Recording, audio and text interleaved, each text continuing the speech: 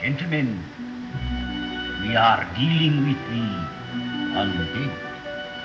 Mas, Maralto. Yes, Nosferatu. The undead. The vampire. According to the legends of my people, the last Count Dracula became one of the undead. A vampire. I am Dracula. I bid you welcome.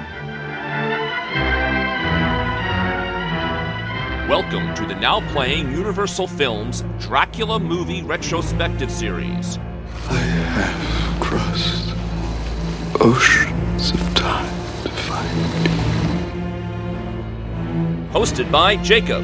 Oh, and I have waited an eternity for a man of your strength, your gifts, your will. Arnie. I am considered somewhat of an authority on the subject. And Stuart. We've all become God's madmen. All of us. This episode will contain detailed plot spoilers and strong language. Run to your mother. We hope you enjoy the show. Now, let's eat.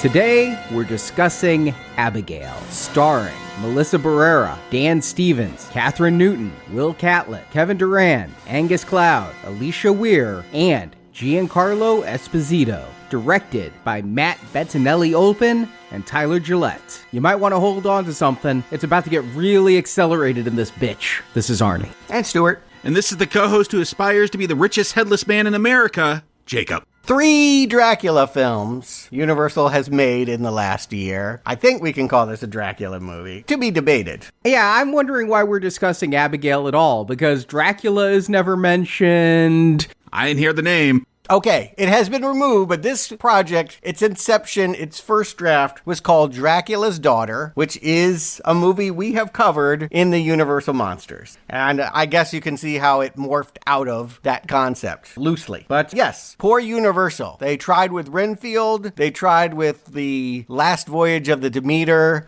Was that a try? That was pretty bad. They spent money on both of those. $60 million for Renfield, $40 million for Demeter. Lost their ass on both. This one, I don't know if it was a hit, but it cost 30 and made 40. Yeah, that's not a hit, especially since that 40 is global. It only made 25 domestic. Yeah, which is maybe why we didn't cover this movie when it came out in April. We wanted to wait until we're getting more into the horror season, getting back into the Universal Monster thing. We were way deep in Death Race movies at that time. I feel like there was no room on the schedule for it. What we were also discussing, is this a Dracula movie? Mm-hmm. And they weren't saying it before it came out, and we weren't sure whether or not this fit in. Stuart, you went to see this in theaters. You said it does count, and so we put it in. I've now watched it, and I'm still like, I don't know that we needed to cover this as part of Dracula. This is a Universal vampire movie. Maybe at one point they were thinking of calling it Dracula's Daughter. They sort of tease maybe Dracula is in it, but I don't know.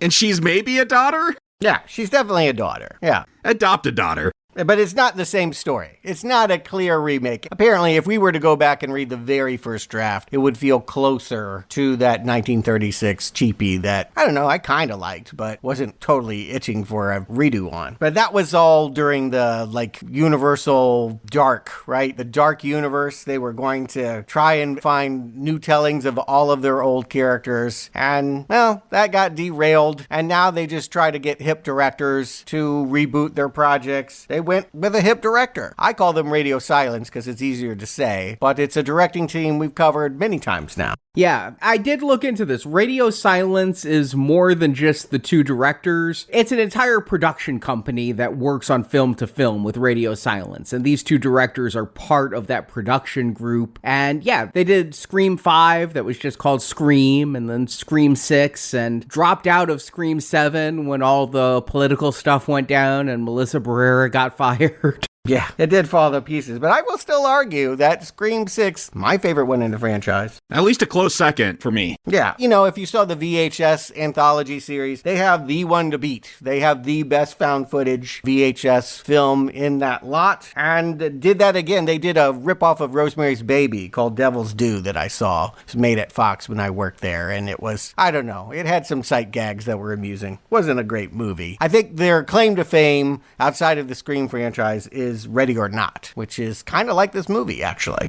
Oh, okay. Yeah, because I had Ready or Not in my notes when we get to certain parts, and now that makes sense because it's exactly the same. They even have Easter eggs. There are characters painted in the paintings that you will find in the other movie. Yeah, I saw Ready or Not back during the days of COVID when I was watching a whole lot of shit because I never left the house. And I remember enjoying it. And when watching this, it felt like they were using the same sets and the same lens filters. The same special effects are used. Yeah.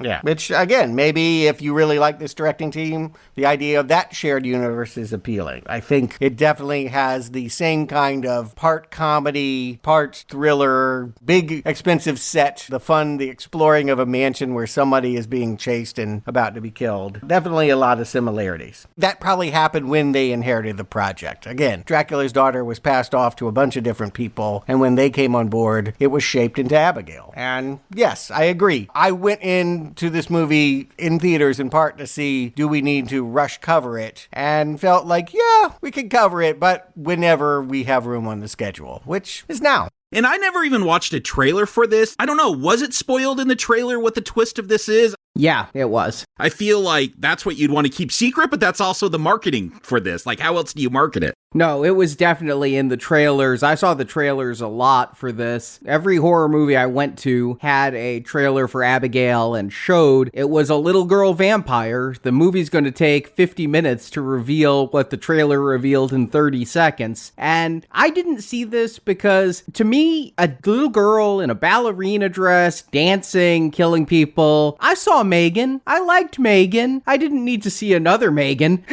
Yeah, that was great. No, I'm all ready for Megan 2.0, 3.0, like reboot it, upload it, download it, all of it. Like little girls killing people. That's my jam. I was thinking about The Professional, which is Natalie Portman's first film. Another one, yeah.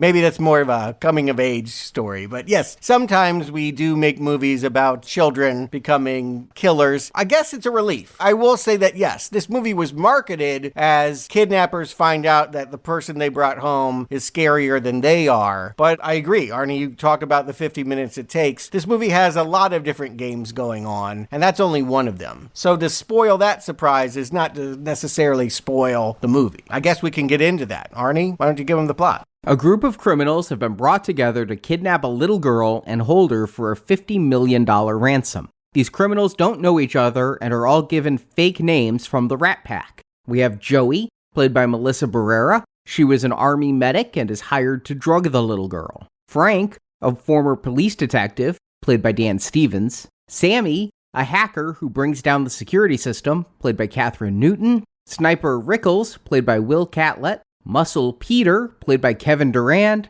and Getaway Driver Dean, played by Angus Cloud. They were all brought together by the jobs leader, Lambert, played by Giancarlo Esposito. The little girl they are kidnapping is the daughter of a well-known and feared crime lord, Christophe Lazar. The girl's name is Abigail, played by Alicia Weir. The group, minus Lambert, kidnaps the girl and takes her to an abandoned mansion to hold until the ransom is paid. But the whole job was a setup done by Abigail. She isn't a little girl, but a centuries-old vampire and part of her father's criminal empire. Each of the kidnappers had stolen or otherwise harmed Lazar's empire, and Abigail herself arranged the kidnapping. The house locks itself with mechanical gates and shutters, trapping everyone in the house with Abigail. She then proceeds to kill the kidnappers, starting with Dean and Rickles. She bites Sammy on the arm, and that turns Sammy into a vampire completely controlled by Abigail. Sammy then kills Peter. Joey reflects some sunlight on Sammy, making the new vampire explode. This leaves just Frank and Joey trying to escape the tiny vampire.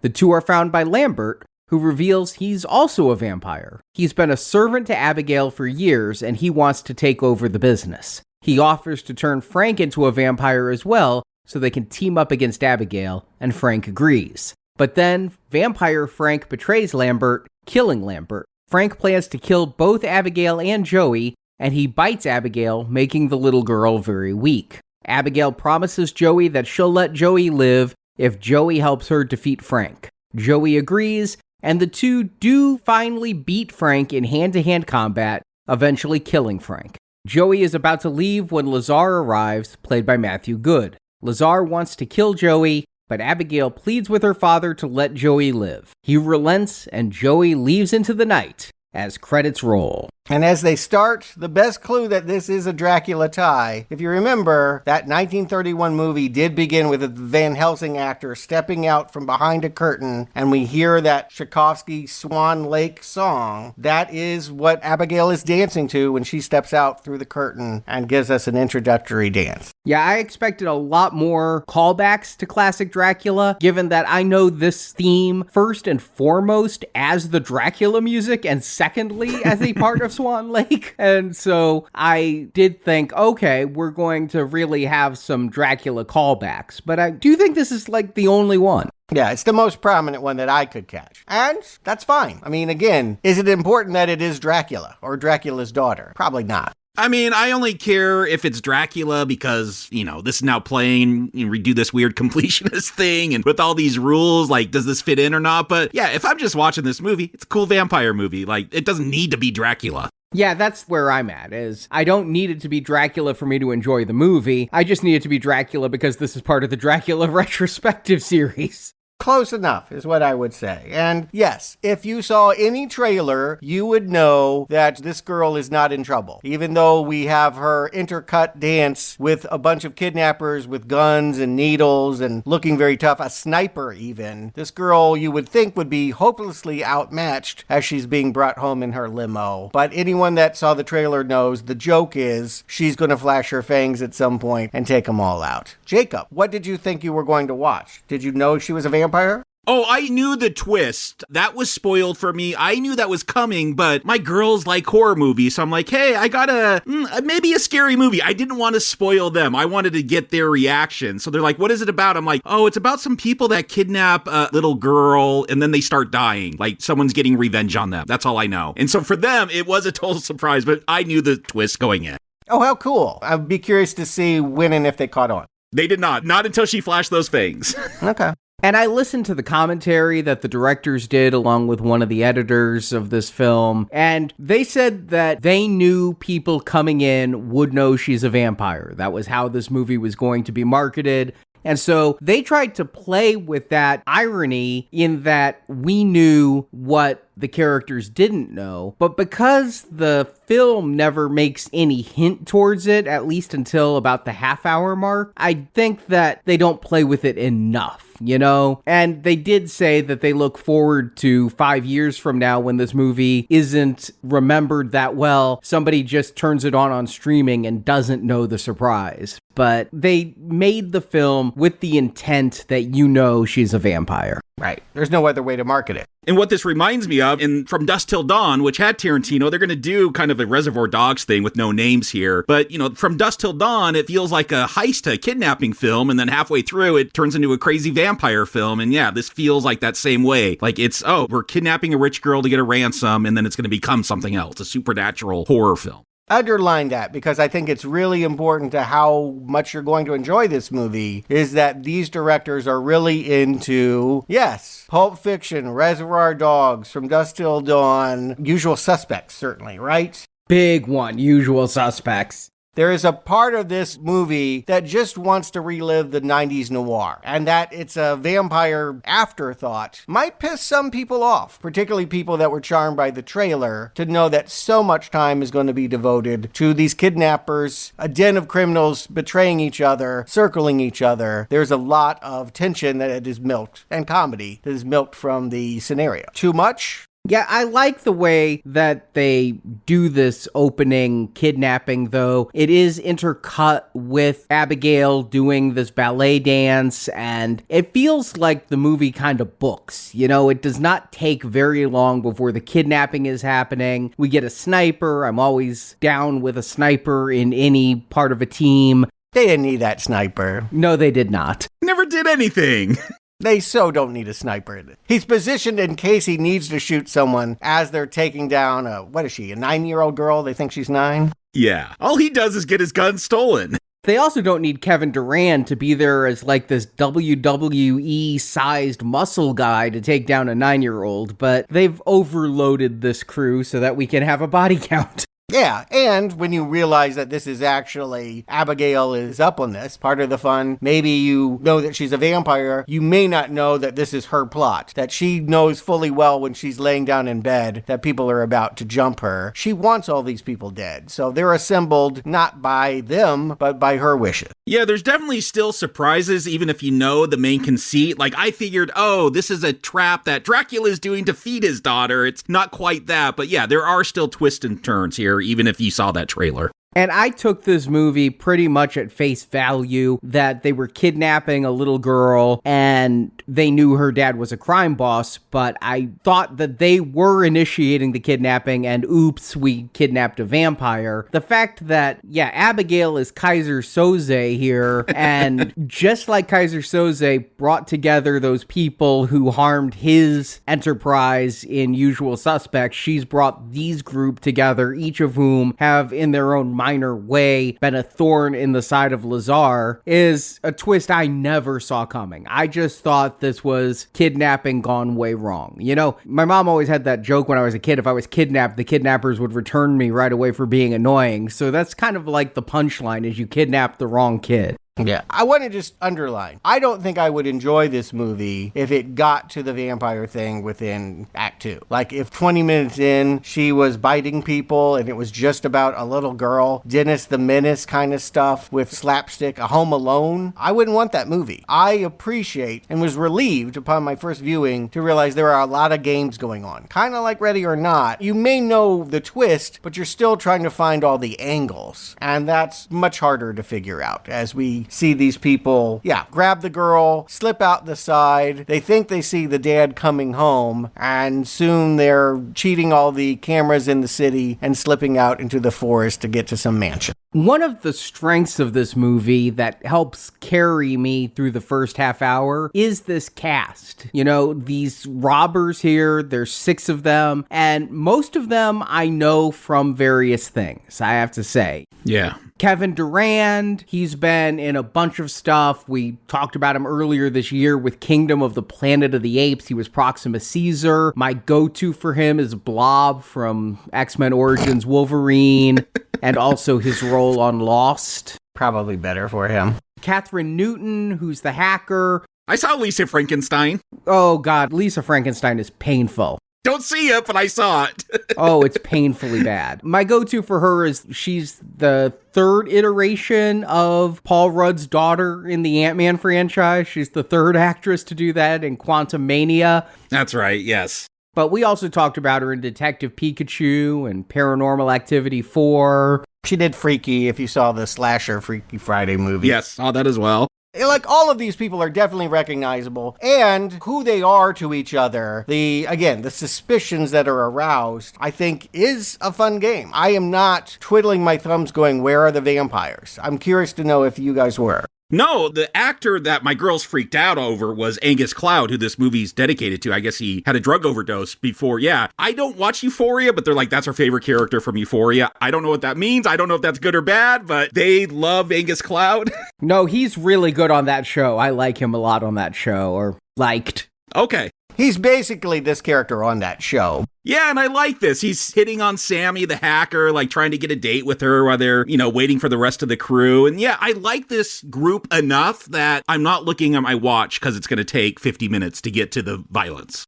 Here's my take on that is I do like this crew. I like their interplay. I like their little games here at the beginning where they get to the mansion, they're given their fake names, and we get to learn a little about them because we find out that our star, Melissa Berrera as Joey, is really good at reading people. I didn't really like that part of it, that she's psychic. No, reading people is different than Sherlock Holmes is not psychic.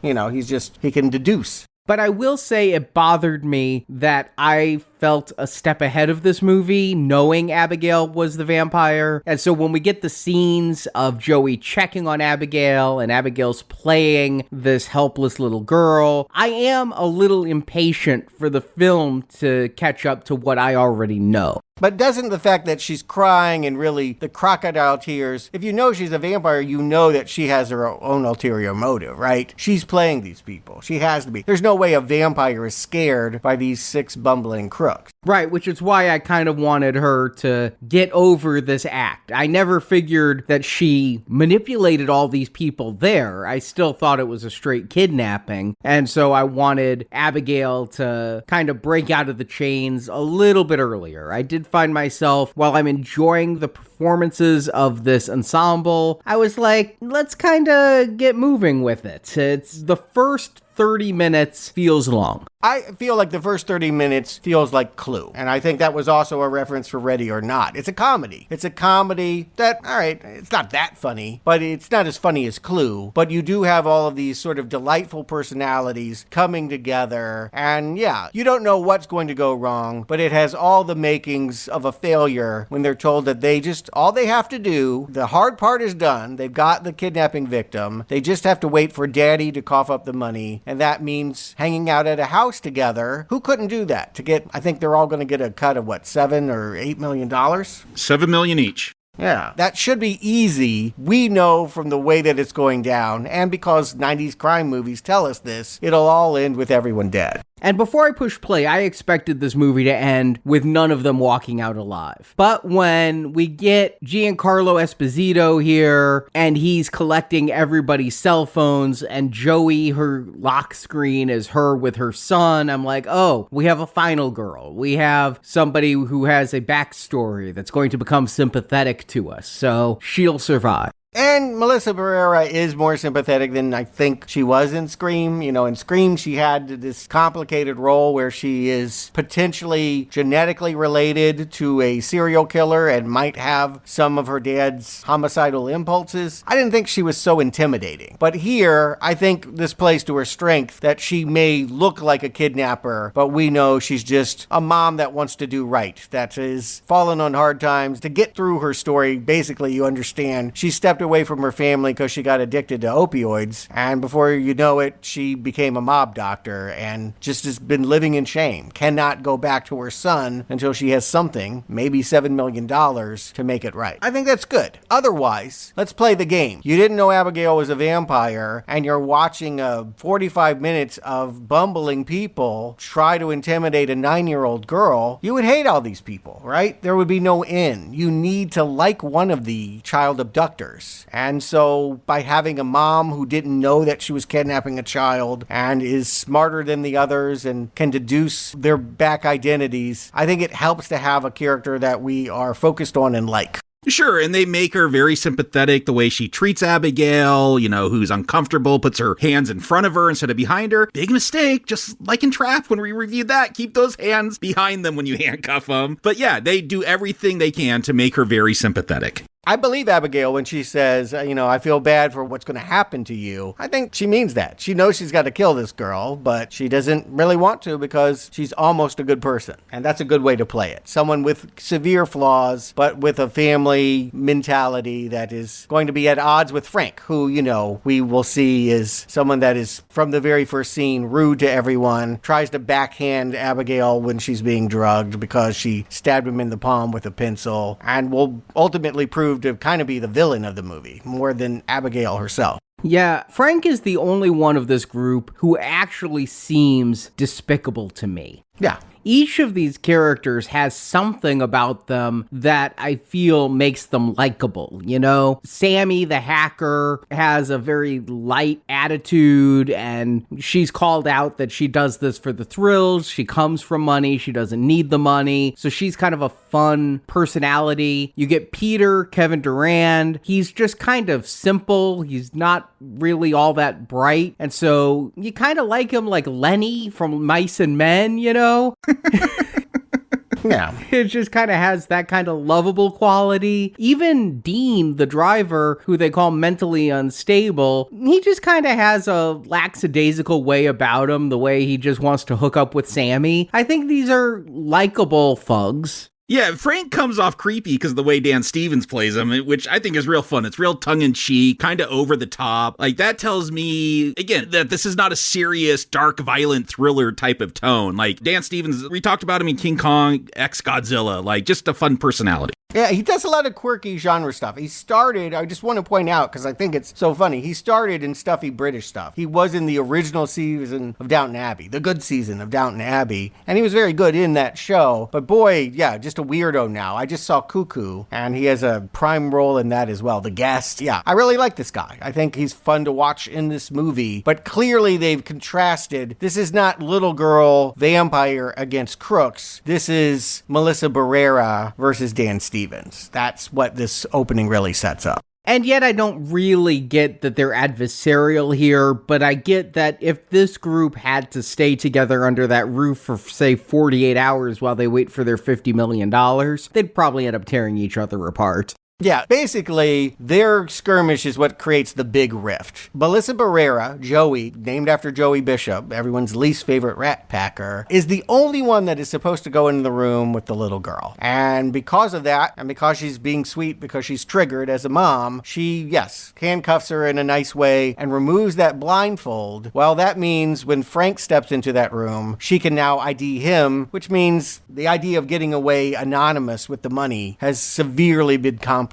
So that's the tension between the two, is Frank believes that he needs to kill this little girl, and there's no way that this guilty mom is going to let that happen. She makes a pinky swear to protect Abigail. And this is also when we start hearing about, when Frank is with the little girl, he starts interrogating about who's this father? Who is rich enough to pay $50 million for their little girl? And the answer is Kaiser Sose. There's this legendary crime figure that has done all these terrible things. I think this is a fun inclusion. I've always considered Usual Suspect to have at least one foot in the horror genre with the way that it played up the myth of that Kaiser Sose, and to have it really be played up here as potentially a Dracula character, I think is really fun. Yeah, they even describe Christophe Lazar as Antichrist without even knowing he's a vampire. That's just how they do it. And I wasn't thinking Usual Suspects yet. I do when Abigail reveals her ruse, but yeah, it's definitely that type of a character. There's a story that's told. Frank is revealed as a cop, and, it's revealed that he ultimately was there the night that these eyewitnesses, these turncoats that work for this crime figure, again, no one's really seen him, but they had some people that are ready to testify, and they're up on the 23rd floor of some building protected by a dozen FBI agents, that they all end up ripped up, again, implies a supernatural ability to get to people that dare to speak out. And so it creates this myth that if this is the man they're screwing over and kidnap his daughter, they're not going to get away with this, particularly now that Frank has been seen by the daughter. And there's a fun twist to that story when you get to the end, because, I hear that story. I'm like, because I know the dad's Dracula. Come on. But no, they're even going to have a twist on that. It was not the father who did it. Yeah, but they don't bring up this Valdez assassin until the first death. And that first death is Dean, the driver here. He's from Euphoria, probably one of the less storied performers in this cast. He hits on Sammy. Sammy turns him down, and then she finds him beheaded in the kitchen. And this is going to be the start of a movie full of old school practical effects that I just love to see. I want to point out 36 minutes in. So if you're here for a body count, I hope you like other games. I think it's an R-rated movie, right? It's gotta be. Oh, absolutely it is. There is certainly a lot of splatter, right? Later, you're going to have giant blood bombs, not seen since Sam Raimi made a movie. Or Ready or Not. No, this is a hard R film. But I do feel like they make you wait for it, and it's not their primary concern. This is not a movie where it's just about being scatological and gross. And again, I appreciate that. Again, Clue, the comedy, the Agatha Christie-ness of the interplay. Yes, we know this guy's doomed, but I wouldn't have guessed that it would have taken 36 minutes for him to go down into the cellar kitchen. And yes, looks like he's fine sitting at a table, but then his head rolls off. Angus Cloud, this is his final performance. It should be said that he did die die shortly thereafter, and the movie is dedicated to him. I always found him a sweet presence on that show. I'll tell you what, Euphoria is like one of those shows where I'm like, I want to connect with today's kids, and I watch that show through my fingers. I'm like, oh God, I hope this is not real. I hope this is not children's experience. Oh no, now I'm really concerned my girls are watching this. Yeah, it is truly terrifying, if you're a parent particularly. I'll live in ignorance, I think. My point is, Angus Cloud, he's always the most fun character because there's just something, I mean, he's got his dark streak as well, but there is something very lovable and sweet and puppy dog about him. And I think it comes through here. I was sad to see him leave the picture because I do feel like he's a really fun presence here, but was the poser, was called out as someone that wasn't a real professional. And I don't even really know why he would rank as someone worthy of the hit. Yeah, he reminds me, like, if this was a traditional horror film, he'd be like the stoner character, and they're always fun. Like, I do wish he stayed around a little bit longer. I really liked his character. He's helped us discover some clues, too, I want to point out. Before he gets killed, he's wandering around the mansion, and we've seen on the walls, this is supposed to be a safe house, where they're far away from anyone connected to Lazar. Pictures, paintings of Abigail, statues of Abigail are all around. He doesn't recognize that because he hasn't seen Abigail's face, but we have. So we know that this house is very dangerous, that all these people are set up because Abigail somehow connected to this place. I wondered what this house was when they show up there. And again, Giancarlo Esposito is meeting them there saying, you guys have to stay here and watch the little girl. And I'm like, whose house is this? What kind of mansion are they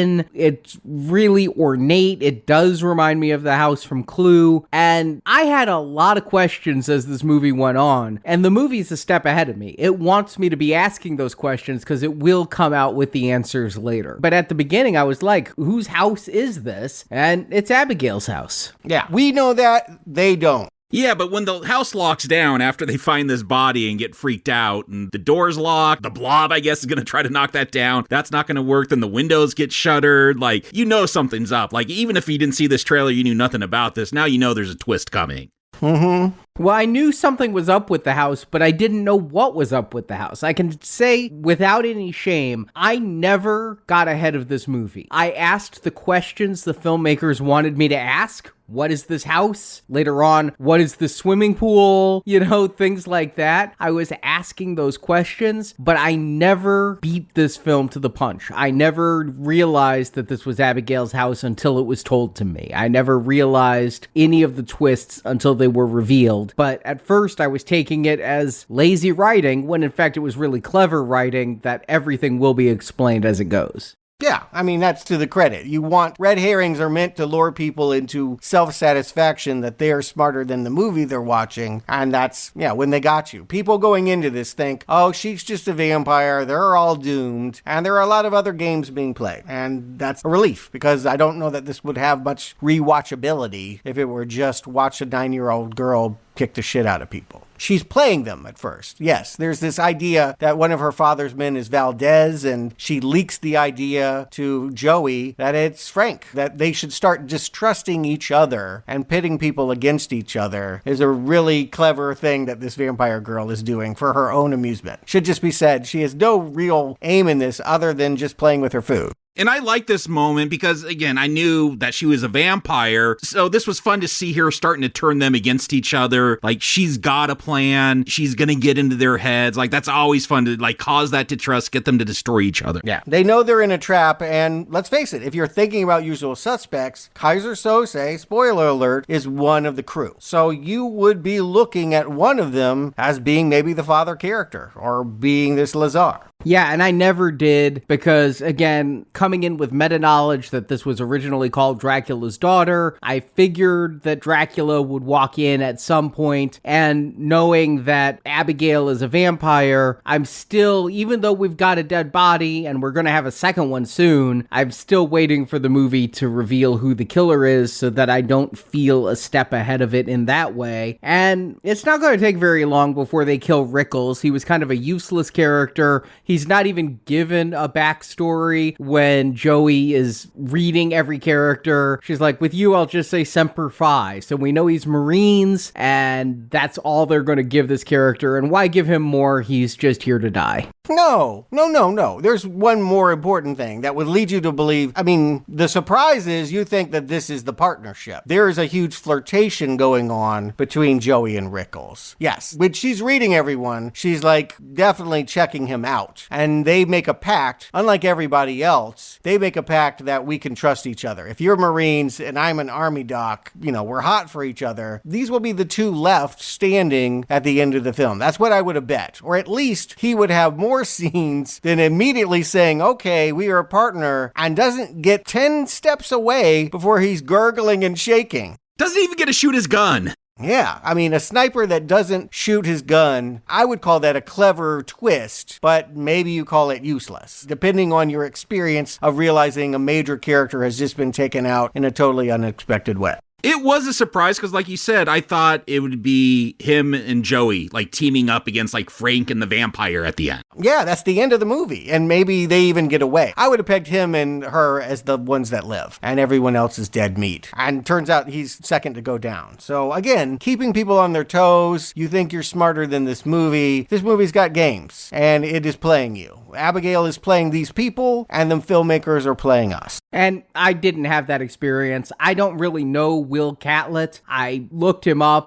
Black Lightning, if you watch the CW. Yeah, I don't watch the CW, and I really don't know him from anything. And yeah, I wasn't surprised to see him be the second one to go. What it does do for me, though, is we have 2 deaths in 15 minutes. I'm thinking, okay, the pace is really picking up. We're gonna really chew through these bodies. And this is a shorter movie. It's only around 100 minutes, so I thought it might really just become a bloodbath here, but these first 2 kills are gonna have to kind of hold us over for a while because Abigail does say specifically she likes to play with her food. 50 minutes. 50 minutes before you're going to know what anyone that saw any commercial is going to know. Is that too long? I'd say cut it down by like 5 minutes. Like, it feels a little long, but I'm enjoying these characters enough that the pacing isn't that much of an issue. Agreed.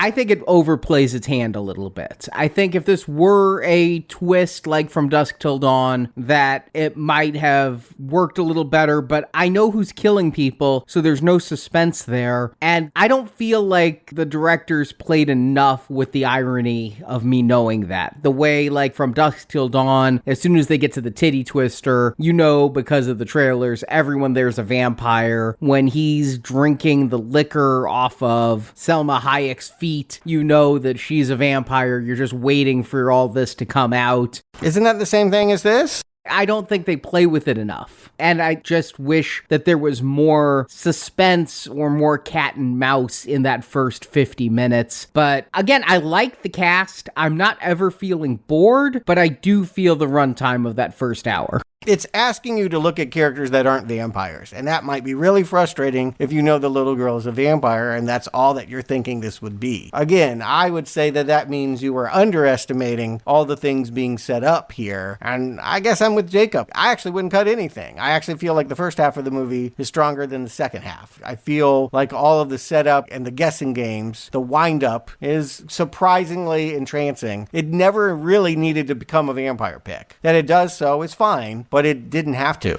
And the second half is my favorite half because it unleashes this film's secret weapon. Up until now, Alicia Weir as Abigail has been off-screen most of the time, playing a damsel in distress. We're not quite sure what's up with her, but she is incredible in this as Abigail. And the moment she's allowed to go full evil, she is a monster for the ages. This performance here captivates me. I love watching her have fun as this vampire with those big teeth in her mouth and everything going on. I think she's great in this. Yeah, I thought she was pretty convincing at convincing me that she's like 300 years old or something. Like, sometimes you get these kid actors and you're like, you're just a kid. But there's something about her performance that when she had to act like a really old lady stuck in a kid body, I bought it. Yeah, I think that's the key here, is that we've seen this a lot, frankly. And usually it's a trick of the cameraman and the director, sort of teasing a performance out of Damien when, he's smiling and it looks evil within the context, but it's not because the kid really knows what he's doing. But this actress knows. I mean, she's going to be spattered in blood and wearing fangs and all of that. You're not tricking her into being evil. She is relishing playing a villain. And she's surprisingly sophisticated and adult as that. I think she's, 13 or 14 in filming this movie. She's playing a little bit older than the character, or at least the 9-year-old ballerina they think they've kidnapped. So yeah, really impressive. I guess kids today, they grow up faster. They're all being filmed their entire life. Yeah, they're watching Euphoria, apparently, which they shouldn't be.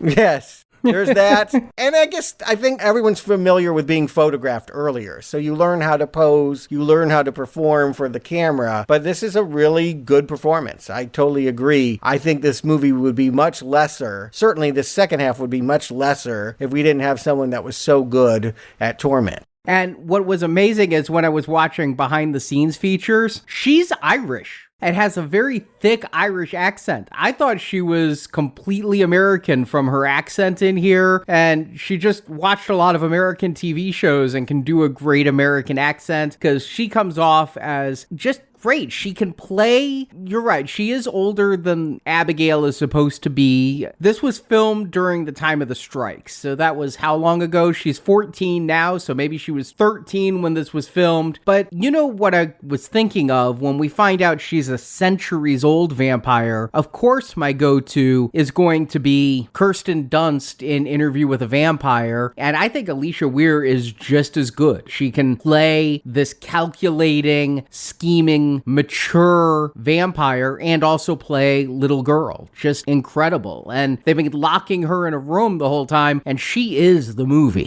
Again, the credit to her, to the director, whoever, choreographer. Look, I love the fact that she's a ballerina and she's going to be doing ballerina moves as she attacks people. Some people might not like that, but that could have looked really bad. And here, it does look terrifying seeing this little girl twirling towards you with those fangs. Like, it's funny because it's ballet and violent, but it's also not like campy looking, I guess is what I'm trying to say. Like, it is kind of scary looking when she dives at you on her tippy toes. Yeah, because she really knows how to dance. Again, you would expect this performance to be put together in the editing room. My guess is that she was in full command of her character and was actually acting. Again, that's impressive that she is doing these moves. They're not cutting to stunt people too obviously anyway. And yeah, she really is commanding the screen. It's kind of a one-joke premise. And again, I'm appreciative that there are other plots going on. But yes, she sells the joke. Yeah, for sure. Yeah, so once she gets those fangs in and Frank shoots her in the head, and I realize how bloody this is going to be because Frank shoots her in the head and you get this just explosion of blood on the wall behind her. I'm like, okay, this is going to be a visceral film, but she just wipes off her forehead and now the hunt is on. There are 4 criminals and 1 little vampire girl, and it is now the cat and mouse game that I've been expecting is coming. It's what the trailer sold and waiting for it. It's kind of like Christmas morning. It's all the sweeter that we've had all this build up. And part of the joke is that, yes, the hacker girl, she's of a certain age that when you say it's a vampire, she's thinking True Blood Twilight. She doesn't know they don't sparkle, like she doesn't have a reference of them being monsters. And so she's not much help at all. She doesn't even know the difference between onions and garlic. I really love this scene because I've always said, like, you watch a zombie movie, like, they just know to shoot the zombies in the head. How do you know that unless you've just been raised on zombie movies and that's what you do? So I love, like, yeah, I don't know. Are these Twilight vampires? What kind of vampires? What do we know? Like, let's put all our movie knowledge together here to figure this out. And then, yeah, the joke that she pulls out an onion. They're hopeless in this. And Joey knows that, which is why she sits it out. She has seen that they're outmatched. And so she's going to let Frank and Peter and Sammy sharpen pool cues and call them stakes and try to go in there. I feel like the worst one is Peter because, he has a crucifix. He is religious. And when she goes to town on him in that crucifix, it just pokes him full of holes. It's brutal.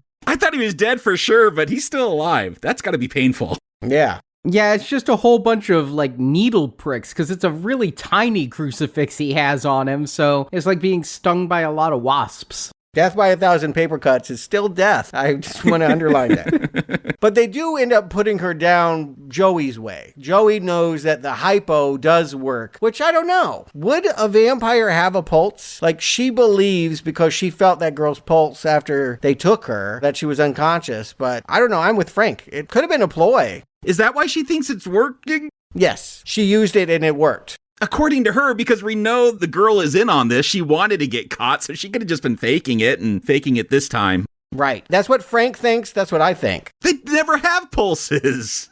Why would a vampire have a pulse? Right. Do vampires even have them? Yeah, she could just have known how to modify her own heartbeat, right? Like, this could be part of the game. I think we are just to understand, it helps us understand that this is a good doctor as well. You know, she might not be a great mom, but she was a good doctor. And, you know, it's a sob story. We'll eventually find out that it was during wartime that she was serving, that she got on drugs, and it was just a spiral from there. But by her having the solution to this, it allows us not only to have a moment where Abigail is put down, but it makes Joey look good. Yeah, we get that tension as the hypodermic needle's just out of reach while Abigail's attacking everyone, and will she get the needle in time? And we get to see exactly how strong Peter is, because Peter is able to get this vampire down and hold her down and keep her down until Joey gets that needle in. And then they lock Abigail in this old-timey elevator. It's like a cage, and this is where we find out Abigail's playing fourth-dimensional chess, and everybody else is playing checkers, because she is going to tell everyone their real name and exactly what they did against the Lazar crime family to make them targets. They were all brought together because they either stole from the Lazars, or in the case of Anna, which is Joey's real name, she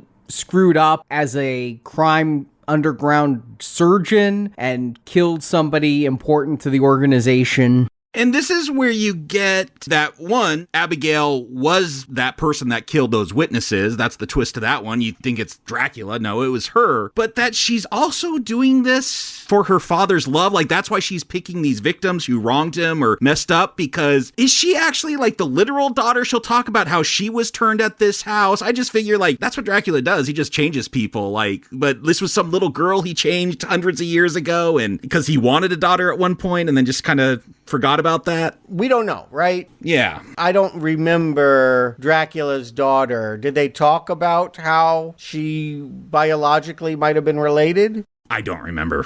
Yeah, it's a distant memory for me. I unfortunately didn't have time to go back and watch. But let me put it this way. It is possible for for Dracula to have mated the old-fashioned way, right? And had a baby, right? That could have happened. Yeah, sure. There's nothing that says that he's infertile, so maybe she is. It could have happened, but the fact that she says she's centuries old makes me think that this is a interview with a vampire. He bit a little girl, and she's a little girl forever scenario. Yeah, possibly. Could be unexplored by this movie, but I do think it's interesting, and it helps bring in stark contrast Joey and Abigail. Joey is someone who's drawn to the life of crime as a way of finding her way back to her son, and Abigail is killing all of these criminals as a way of pleasing a dad who never showed her much love. Yes, they have similar issues, and it really, I think, contrasts nicely. I find it very helpful. I haven't heard from you guys. Do you like Melissa Berrera in this movie? Do you find that she is stepping into the lead role and that you are more into her than anybody else? Yeah, I like her. I mentioned earlier, when I saw that photo of her with her son, I instantly knew she was going to be our final girl. So I'm paying attention to her. She's in almost every scene. She's stealing almost every scene, the way it's written, how she's able to identify each person's weakness, and she's the one calling out that Abigail is searching for her father's love and all of that sort of thing. But I like Melissa Berrera in this quite a bit. I think she isn't quite tough enough to pull off military. But she's a doctor. There are plenty of people that aren't on the ground shooting. I don't believe she's been on a battlefield. I'll just put it that way. No.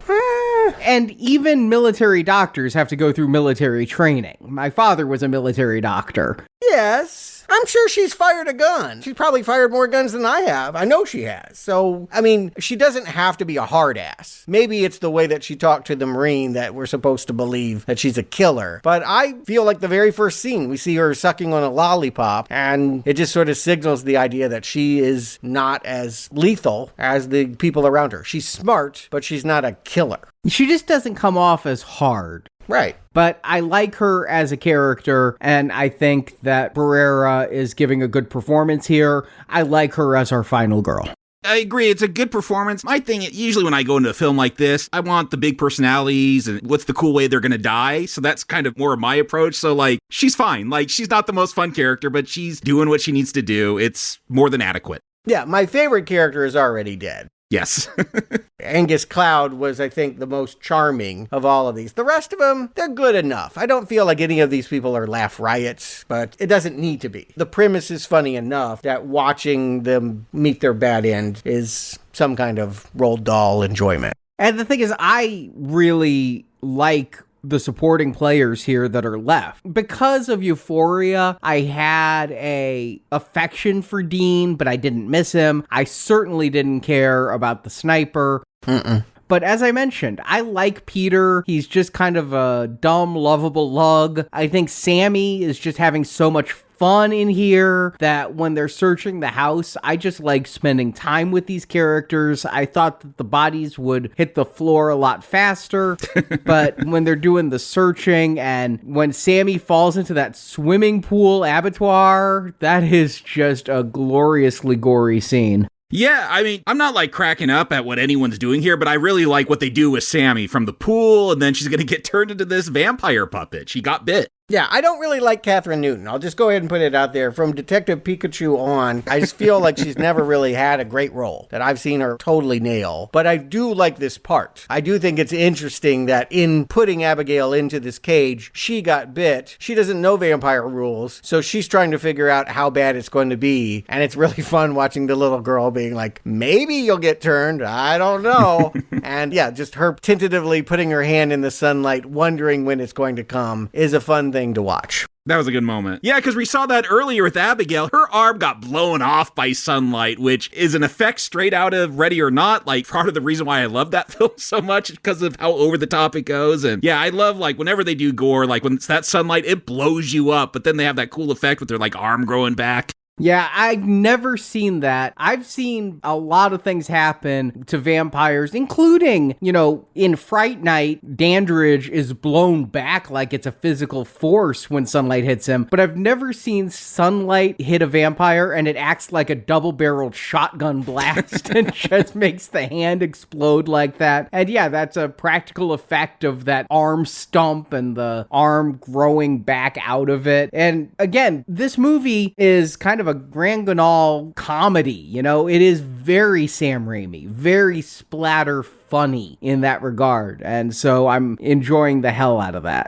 That's my less favorite part of it. I feel like that's easy to do. Honestly, I guess I feel like I've just seen so many movies where the special effects budget is the punchline and you just spatter blood on people and that's the laugh. These people are better actors. They've got a good budget. They're able to do that stuff. That stuff is good. But I also like that there's still games being played here. I love the fact that Abigail, knowing full well she could get out of that cage, was trying to, again, bait Frank to betray the others and lie to him about what book in the book case is going to get him out when it's not going to work. I like the way that she mentally tortures, even though, yes, I suppose the primary draw is to watch the physical comedy, the Looney Tunes splatter. No, anything Abigail does is a treat because of this actress playing her. She's able to play monstrous and attack very ferally, and she's able to play with their brains. When she's in that cage and she's like, I'll let 2 of you live if you let me out. Well, time's up, I'll let 1 of you live. And Peter's like, all right, I want it to be me. And Frank's even going to shoot Peter in the stomach to stop Peter from opening that cage.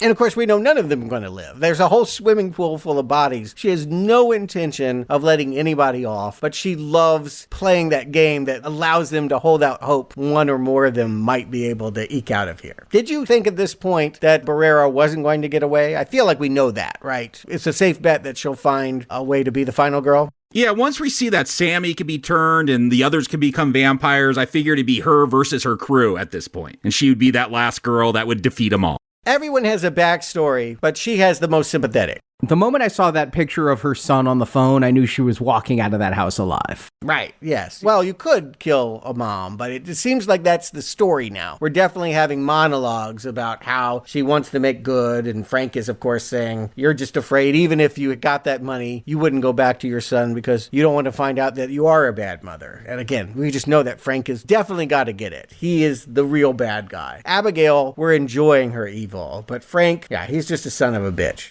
But first, we gotta kill off Peter by having Sammy turn into this puppet, and they do some really good match work where we see Abigail doing her ballet dance, and it's controlling Sammy, so Sammy's doing the ballet, and Sammy, in full vampire teeth mode, kills Peter, and it takes a while because he's got so many muscles on his neck. Like, it takes several bites to get in there, and all the meat at him and things. I thought that was kind of fun. Plus, he's a drunk, and so once she finally gets in there, she can tell from the blood alcohol level that it's just, he drinks too much. It's a good joke. And then, yeah, we get another good splatter joke because Sammy is going to chase Joey and Frank back into that library. They're going to stand in the sun, grab a serving tray, reflect the sunlight, and it's like Sammy got hit by a cannonball. She explodes so big. Yeah, it's definitely that movie. But it's also, again, it's also Reservoir Dogs. It's also watching these people turn on each other. And now there's only,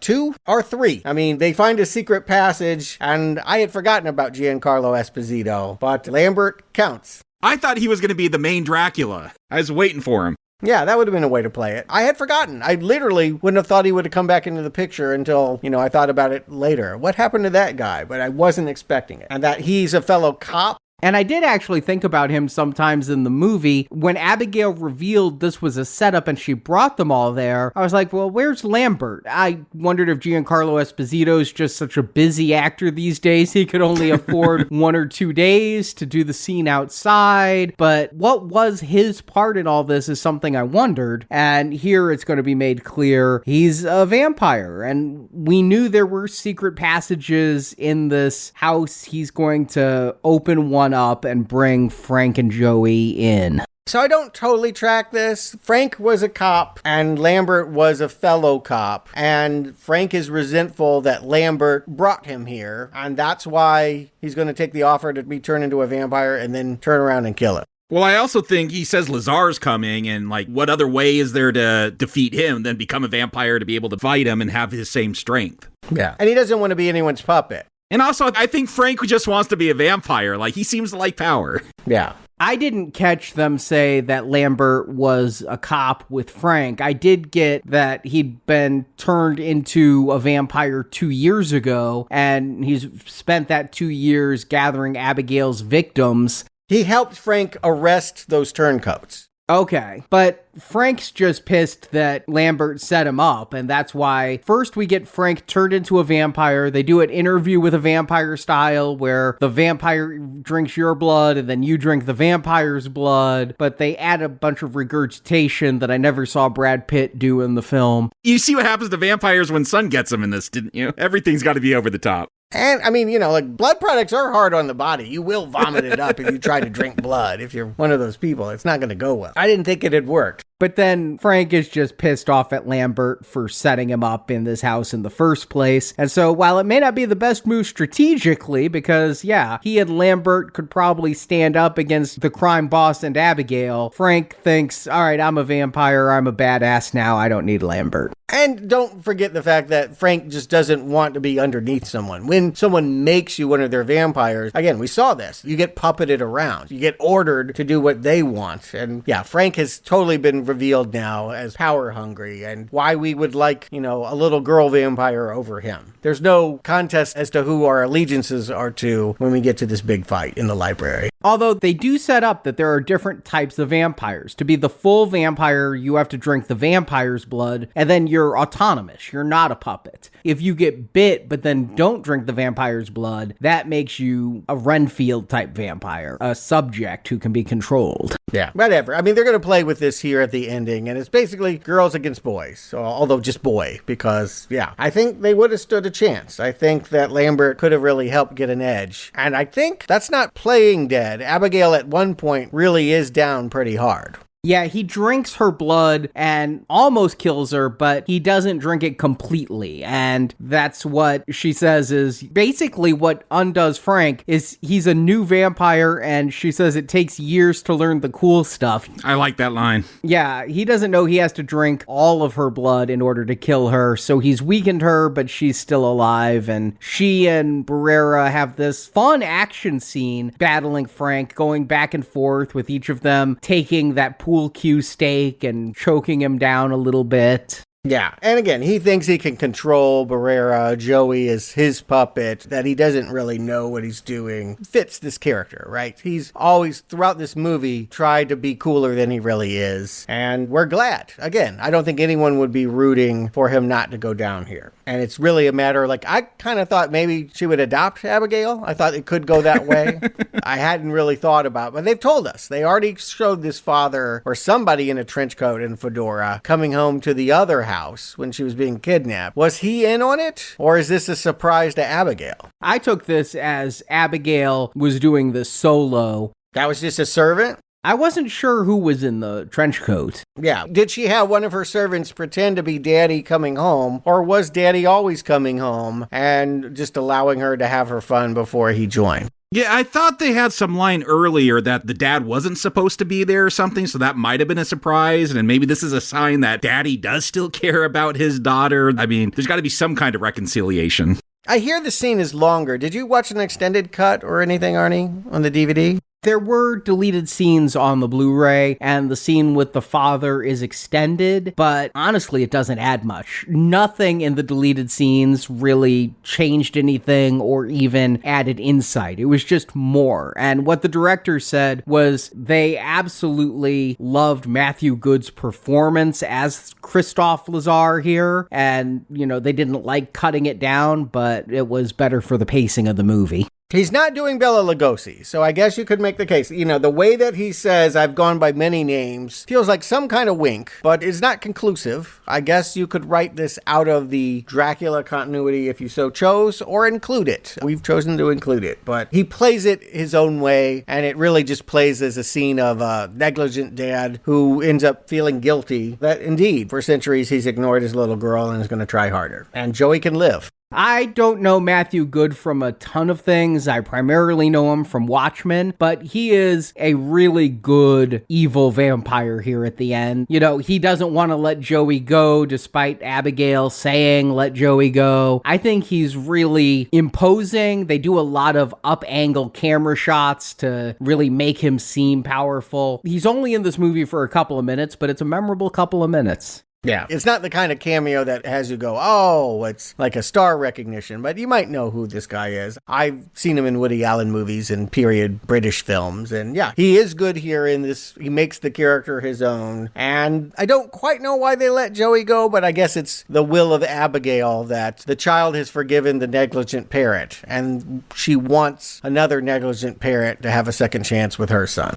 Yeah, that's how I read it. I mean, Joey ended up saving her life in the end, and so, yeah, you got that parent-child reconciliation theme going on. She's letting her live, you know. It's close to dinner time, but she's gonna let her walk out. What it really comes down to is that pinky swear. Earlier, we saw Joey promise Abigail that she'd protect her and does a pinky swear. And when Abigail needs Joey's help fighting Frank, Abigail raises that pinky when she's really weak and is trying to do a pinky swear that she'll let Joey go. And so it's Abigail keeping her word. It's showing that Abigail is honorable. Here's the thing. I liked Abigail in this movie. Like a good slasher film, I liked our killer. I thought she was smart. I thought she was fun. And so you don't want her to just be completely dishonorable here at the end. We also like Joey. So when the two team up, you want to believe that Abigail is telling the truth. She'll let Joey go, and that it's not easy for Abigail. She has to stand up to her father for it. Makes it more earned. Yeah, there's a dramatic story that has been told by this movie. It's not just slapstick comedy. So Jacob Stewart, do you recommend Abigail? Jacob. The surprise for me, because I knew the surprise. I knew the spoiler, the twist, whatever. But the real surprise was this movie is actually more than that. That is a development in this film, but there's a whole lot more going on. And so like we talked about, it takes a while to get to that revelation. And I more or less don't mind it. Like I recognize it goes on a little bit too long, but I'm also not that bothered by it, which tells me the writing's working. I'm enjoying the relationships between the characters. And then when we do get to that action, like it's just a lot of fun. Like I feel like that's when more of the humor does kick in because the gore is so over the top with Sammy as a puppet. Like you just get some funny moments there when she's scared of the light, all that kind of stuff. And so this film, it's just a fun film. Like it's a very gory, bloody film, but it's also just fun. Like again, it's got the drama in there. It's got some family dynamics. Then it turns into a fun gore fest, some monster stuff going on with vampires. Like it's just got a little bit of everything, and it does all the stuff that it does more or less pretty good. And so I enjoyed this film. Yeah, this was a real treat to find out that it was more than just a ballerina girl as a vampire. There was a lot of stuff going in here, so a lot to enjoy, and one I wouldn't mind watching again, knowing all the twists now and being able to see any kind of hints, and if they play with them, I think it'd be a fun rewatch. So definitely a recommend for Abigail. Stuart. Yeah, I'll back you up on that. I enjoyed it the second time even more. I actually feel like the movie improves when you go in and can really appreciate the craftsmanship that goes into what was sold as a gimmick. Let's face it, you come to this movie because you want to see a little ballerina girl do pirouettes and tear people's heads off and kick ass and drink blood, and that stuff works. I don't want to undersell that because that's what they're telling us we should want, and thanks largely to the performance of Alicia Weir, we get it in spades. She's wonderful. They have pulled that off. But it is a very happy surprise that Radio Silence has built so many other movies into the formula. It is not just Dracula's Daughter. It also has the parlor room murder mystery twist of Agatha Christie or a Knives Out. There's some spoofing comedy of Clue. There's plot twist, identity twist of noir that are worthy of Usual Suspects. It's not a one-trick pony. If anything, there's almost too much going on. It might feel like it's too elaborate. And if you are only here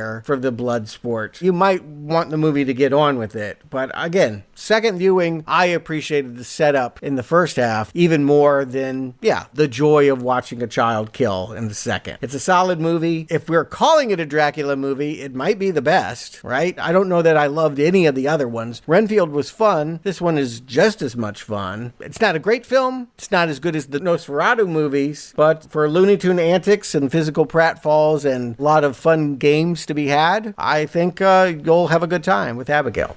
I wasn't too excited for Abigail when it was on our schedule. A dancing little girl killer kind of felt like a Megan ripoff, and that she was a vampire. Last Voyage sucked, and I wasn't as enamored with Renfield as I thought it would be, so I was kind of over vampires. Knowing that this was initially thought of as Dracula's Daughter, but the trailers were playing it straight, I just couldn't get excited for this movie. And watching it, I was totally wrong. This movie's a blast. It takes a little while to get going, and again, since this movie is sold as the little girl is a vampire, I think that it's a mistake to hold that reveal for nearly an hour, but there's fun to be had though. The opening heist is edited so as to be quick but thrilling. I think the actors are each great in their role, bringing life to what are really thin, stock characters. When the kills start, the gore is plentiful, sometimes gross, sometimes laugh out loud funny. The practical effects really add a visceral appeal, and it matters so much in these films to have that real feeling, as good as CGI is, it still doesn't match what they've done with practical effects here. Now, these practical effects are aided by CGI, but you feel the gooiness of Abigail. And that regrowing the hand scene is the epitome of when the practical effects are just most vital, with the goo and slime on the vestigial hand. It's just used so well here. But while the characters are underwritten, the movie itself isn't. I love the twists and turns it takes. You think Abigail's the big bad, then it becomes Frank. You think the kidnappers just made a bad choice, then it turns out they've been played by this Kaiser Soze of a little girl. Like From Dusk Till Dawn, it's a solid crime film that becomes a fun monster movie, and I like both parts due to the characters. But the true jewel in this film is Alicia Weir as Abigail. Never once do I doubt her menace, her centuries-old age, or her ability to kill these people. Yet I get on her side. So when the stakes change at the end, I'm rooting for the little girl I watched slaughter characters I liked. So I had a really good time watching Abigail. I'll probably watch it again this Halloween season, and I give it a real solid recommend. Yeah, good. I'm glad we all enjoyed it. Would we want more? Is there a way of doing more? I feel like if they were still building the dark universe, yeah, Matthew Good is a good actor. His Dracula is probably something to watch. But Abigail, just as a premise, you can't trick us again. And, of course, the actress is growing up, so they'd have to shoot it really fast in order for it to feel like she's still a 9-year-old girl. I think it's a one and done. I don't think you touch this again. Nope, they did it. Great job, guys. Move on. Do something original next time. No sequels. Yeah, that's where I stand, is that it didn't make enough money to really go to a sequel, and Abigail, the actress, would be aging pretty fast, entering puberty. She's going to look very different by the time they got to another one. If she spent centuries as a little girl and now starts growing up really fast, I think this is a great one and done. Like Ready or Not, we don't need to return to Abigail. Just, I like what Bettinelli, Olpin, and Gillette do, and I'd like to see them move on to something else and continue this kind of fun vibe. Again, very much like Ready or Not in that regard. I thought they were making a sequel to Ready or Not. Is there not a second one coming? There's always a sequel coming. Will it actually get here? Yeah, maybe they won't do it, but yes. I didn't see it on the wiki for Radio Silence when I saw what was coming up. What I see them listed as doing next is a sequel to Escape from New York. Yeah, which I think got put in Turnabout. But yes, so many people have tried that one. Good luck. You'll probably be defeated by it just as so many others have. Just ask Gerard Butler. But Universal is not stopping their monsters. I hear that they just greenlit a new Creature from the Black Lagoon. They're talking about doing an Invisible Woman after their Invisible Man. And this January, we're going to get to a new Wolfman. We got another Dracula movie or another Nosferatu movie to get to next week. So excited. Yeah, one we probably should have done back when we covered the other ones. I'll just go ahead and say it. So far, Nosferatu is winning. Yes. Both of those films are better than any Dracula movie, including Abigail. And now we're going to get the making of. It's sort of a biopic and sort of a vampire film. We're going to find out that the actor Max Schreck, the reason why he's so good in the 1921 silent Nosferatu vampire movie is he really is a vampire. And if it's played by Willem Dafoe, I totally believe that Willem Dafoe is probably a really vampire. I think he is really a vampire. Yes. That movie is called Shadow of the Vampire, and we'll cover it next Tuesday. In the meantime, another pickup, another movie that came out theatrically in April that we haven't done, but probably should have. A sequel to The Omen, or at least a prequel. The first Omen. Yep, because that was a donation show. We weren't able to get it on our spring donation drive. We got it in our summer-fall donation drive. If you donated to us directly back when we did the Omen series previously, that will be added to your donation page. Otherwise, you can donate at the Dark Child level this donation drive and get to hear all of our Omen reviews, plus all of our Rosemary's Baby reviews, because there's a new Rosemary's Baby movie coming out in October. So we will start off with the first Omen this Friday. Thank you for your support of our show. Jacob Stewart, thank you for joining me. And until next time, may the evil spirit be cast out until the end of time.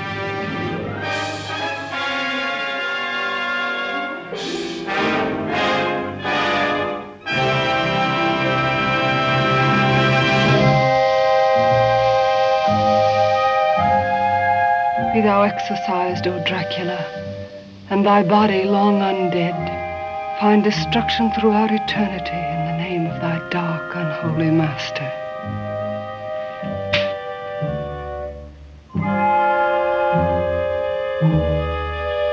In the name of the All-Holiest, and through this cross, be the evil spirit cast out until the end of time.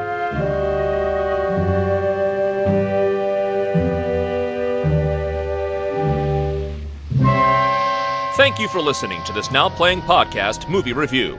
We hope you enjoyed the show. Listen to them.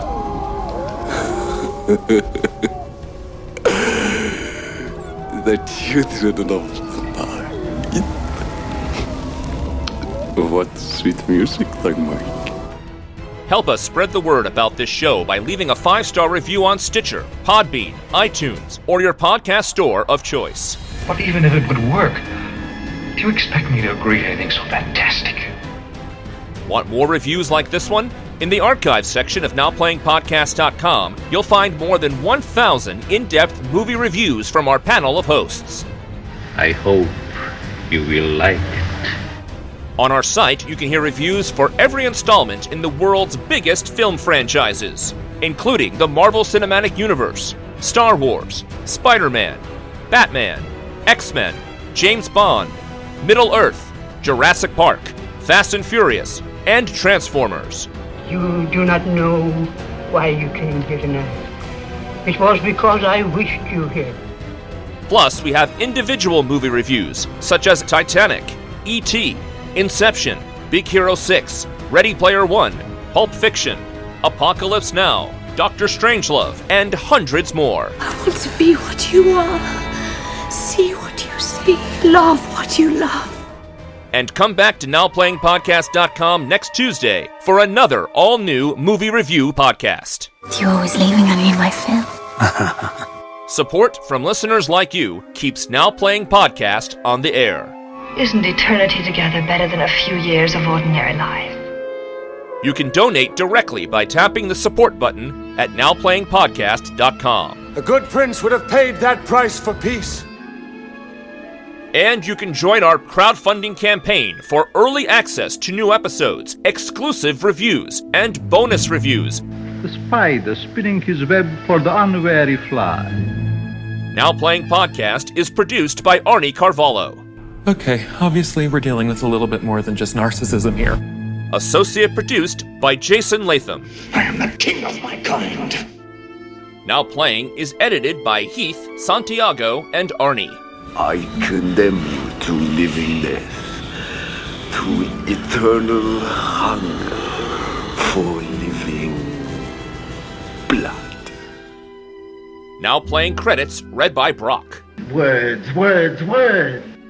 The opinions expressed in this podcast are those of the individual hosts and may not reflect the views of Venganza Media Incorporated. How can you expect me even to listen to you when you're concealing the truth about yourself? Venganza Media Incorporated is not affiliated with, and this podcast has not been prepared, approved, or licensed by any entity that created the film analyzed herein. All movie clips and music included in this podcast are the intellectual property of their respective copyright holders. They are included here for the purpose of review, and no infringement is intended. Master, we are here. You can't hear what I'm saying, but we are here. We are safe. Now Playing Podcast is an exclusive trademark of and may not be used without the express written permission of Venganza Media Incorporated. Your impotent men with their foolish spells cannot protect you from my power. Now Playing is a Venganza Media production, copyright 2024, and no part of this show may be reproduced, repurposed, or redistributed without the written permission of Venganza Media Incorporated. All rights reserved.